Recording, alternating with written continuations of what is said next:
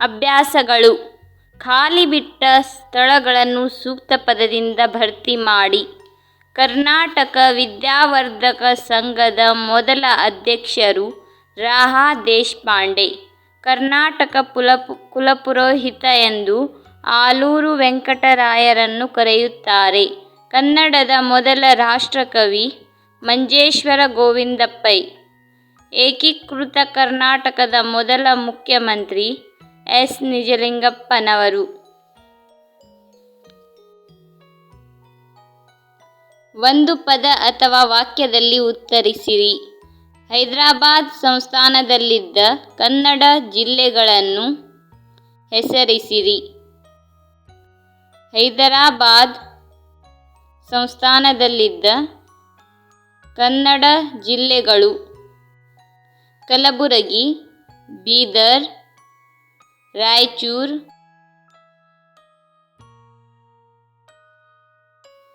ಕರ್ನಾಟಕ ಏಕೀಕರಣಕ್ಕೆ ಕೊಡುಗೆ ನೀಡಿದ ಎರಡು ಸಂಘಟನೆಗಳನ್ನು ಹೆಸರಿಸಿರಿ. ಕರ್ನಾಟಕ ಏಕೀಕರಣಕ್ಕೆ ಕೊಡುಗೆ ನೀಡಿದ ಎರಡು ಸಂಘಟನೆಗಳು: ಕರ್ನಾಟಕ ವಿದ್ಯಾವರ್ಧಕ ಸಂಘ, ಕನ್ನಡ ಸಾಹಿತ್ಯ ಪರಿಷತ್ತು. ಎರಡು ಅಥವಾ ಮೂರು ವಾಕ್ಯಗಳಲ್ಲಿ ಉತ್ತರಿಸಿರಿ. ಫಜಲ್ ಅಲಿ ಆಯೋಗದ ಯಾವ ಶಿಫಾರಸುಗಳನ್ನು ಕನ್ನಡಿಗರು ಪ್ರತಿಭಟಿಸಿದರು? ಕಾಸರಗೋಡನ್ನು ಕೇರಳ ರಾಜ್ಯಕ್ಕೆ ಸೇರಿಸಿದ್ದನ್ನು, ಬಳ್ಳಾರಿ ಜಿಲ್ಲೆಯ ಕುರಿತು ಮಾಡಿದ ಸಲಹೆಗಳನ್ನು ಕನ್ನಡಿಗರು ಏಕಕಂಠದಿಂದ ಪ್ರತಿಭಟಿಸಿದರು. ಕರ್ನಾಟಕದ ಏಕೀಕರಣಕ್ಕೆ ಹೋರಾಡಿದ ಮಹನೀಯರ ಪಟ್ಟಿ ಮಾಡಿ. ಕರ್ನಾಟಕದ ಏಕೀಕರಣಕ್ಕೆ ಹೋರಾಡಿದ ಮಹನೀಯರು: ರಾ. ದೇಶಪಾಂಡೆ, ವೆಂಕಟರಂಗಕಟ್ಟಿ, ಡೆಪ್ಯೂಟಿ ಚೆನ್ನಬಸಪ್ಪ, ಕೆಂಗಲ ಹನುಮಂತಯ್ಯ, ಮಂಜೇಶ್ವರ ಗೋವಿಂದ ಪೈ, ಕುವೆಂಪು. ಶಾಂತ ಕವಿಗಳು: ಆಲೂರು ವೆಂಕಟರಾಯ,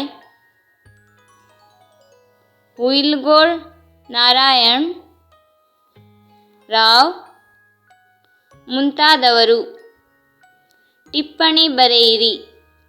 ಆಲೂರು ವೆಂಕಟರಾಯ. ಕನ್ನಡ ನಾಡು ನುಡಿಗಳ ವೈಭವವನ್ನು ಕನ್ನಡಿಗರಿಗೆ ತಿಳಿಸುವುದೇ ವೆಂಕಟರಾಯರ ಉದ್ದೇಶವಾಗಿತ್ತು. ಅದಕ್ಕಾಗಿ ಕರ್ನಾಟಕದ ಗತವೈಭವ ಎಂಬ ಪುಸ್ತಕ ಬರೆದು ತಮ್ಮ ಖರ್ಚಿನಿಂದ ಪ್ರಕಟಿಸಿದರು. ಇದು ಅತ್ಯಂತ ಸ್ಫೂರ್ತಿದಾಯಕ ಪುಸ್ತಕವಾಗಿತ್ತು. ಹೈದರಾಬಾದಿನ ಕನ್ನಡಿಗರು ಅವರಿಗೆ ಸನ್ಮಾನ ಮಾಡಿ ಸಾಮಾನ್ಯ ಶಕ 1941 ಕರ್ನಾಟಕ ಕುಲ ಪುರೋಹಿತ ಎಂಬ ಬಿರುದನ್ನು ಅರ್ಪಿಸಿದರು.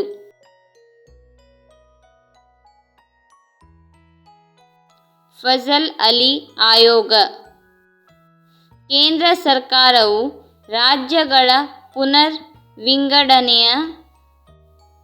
ವಿಂಗಡಣೆಯನ್ನು ಕುರಿತು ವರದಿ ನೀಡಲು ರಾಜ್ಯ ಪುನರ್ ವಿಂಗಡಣಾ ಆಯೋಗವನ್ನು